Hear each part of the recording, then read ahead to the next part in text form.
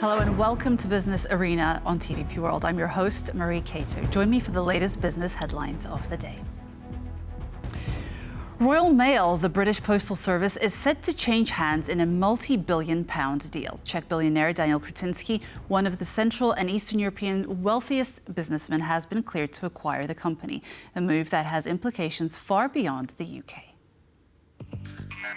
Meet Daniel Kretinsky, the Czech billionaire set to buy British Royal Mail in a $4.5 billion deal. The decision was finalized on Monday after months of scrutiny under the British National Security and Investment Act. Kretinsky, who has been steadily increasing his stake in Royal Mail since 2020, will now gain full control of the 500-year-old institution. The agreement comes with conditions to ensure the UK's national security, including maintaining operational independence and securing sensitive data. Royal Mail, part of the International Distribution Services Group, has faced mounting financial pressures, including labour strikes and declining letter volumes. Kretinsky's EP Group has pledged to stabilise the business while preserving its core services. Experts believe the acquisition could open new opportunities for Central and Eastern Europe in logistics and beyond. We see right now a big consolidation in the industry because big organizations can only grow through M&As. They do not grow, they grow of course organically, but much faster growth is through M&As because they can open new vectors of the business, but also open new regions that they were not operating before. And this is what Kretinsky is doing right now. For Central and Eastern Europe, the deal marks a significant milestone. Kretinsky, known as the Czech Sphinx for his low profile and calculated investments, is among the region's wealthiest figures, with interests spanning energy, retail, media and logistics. His growing influence in Western markets showcases the rising prominence of CEE business leaders on the global stage. Uncertainty has spread across the energy sectors of several southeastern European countries. This unease follows sanctions on Gazprom Bank, which handles Russian natural gas payments, and comes ahead of the expiry of the gas transit agreement via Ukraine by the end of the year. Moldovans will have to brace themselves for a tough winter. From December 16th, a 60-day state of emergency in Moldova's energy sector begins. This development comes on the heels of Prime Minister Dorin Rațean's decision to dismiss the energy minister and two senior energy officials for failing to ensure the country's energy security and procure an alternative supply of natural gas. By year's end, Moldova may lose access to Russian gas, as Ukraine has announced it will no longer facilitate its transshipment. This spells trouble for the country, which relies almost entirely on Russian gas for heat and electricity generation. Despite the turmoil surrounding the energy sector, Moldova Gas, the country's gas distributor, says it has secured enough supply to last through the winter. Other southeastern European countries reliant on Russian gas are also under pressure after the US decided to sanction Gazprom Bank, which was used to settle payments for Russian gas. Bulgaria, which facilitates Russian gas flow via the Turk Stream pipeline, for which it receives payments from Gazprom, said it would halt transit if the situation isn't resolved. This poses a major threat to Hungary, which heavily depends on these imports. However, Bloomberg reports that Budapest and Sofia have resolved the issue despite US sanctions. Meanwhile, more US sanctions are expected to target Serbia's main oil and gas provider, NIS, partly owned by Russian energy giant Gazprom.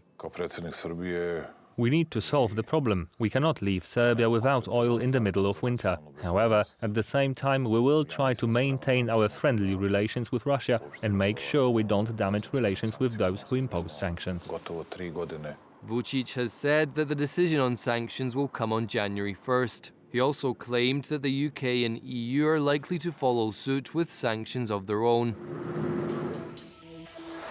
Two developments, US sanctions on Gazprom Bank and the looming halt of Russian gas transit through Ukraine, have put part of Europe in a precarious position, and it's not clear what the final consequences will be.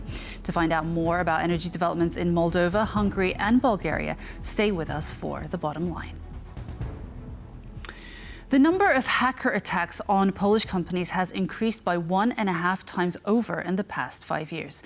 This is according to a new Grant Thornton report, which warns that this number is expected to continue rising in the coming years. 40% of companies surveyed admitted that over the past 12 months they had experienced some form of system breach, such as a data leak or theft. Grant Thornton predicts that this figure could rise to as much as 70% within the next 3 years. One of the most common examples of negligence involves poor control over access to critical company data. The authors of the report warn that half of all cyber attacks occur via the accounts of contractors and suppliers. Another worrying development from the world of macroeconomics. Core inflation in Poland is rising, fueled by the prices of services. And according to economists, there's not much that can be done to stop it. By now, it's a word everyone in Poland is tired of: inflation. But it's still here, and it's not going away. On Monday, CPI inflation for November was revised up to 4.7%. More worrying to economists, however, is the continued upward pressure coming from core inflation, which doesn't include volatile components such as energy and food prices. Core inflation in Poland currently stands at 4.2%, and that's up from last month and more than half a percentage point higher than during the summer. Economist Kamil Sobolewski sees this as a natural result of increases in income not being matched by comparable increases in production. If you don't get more production, you cannot buy more.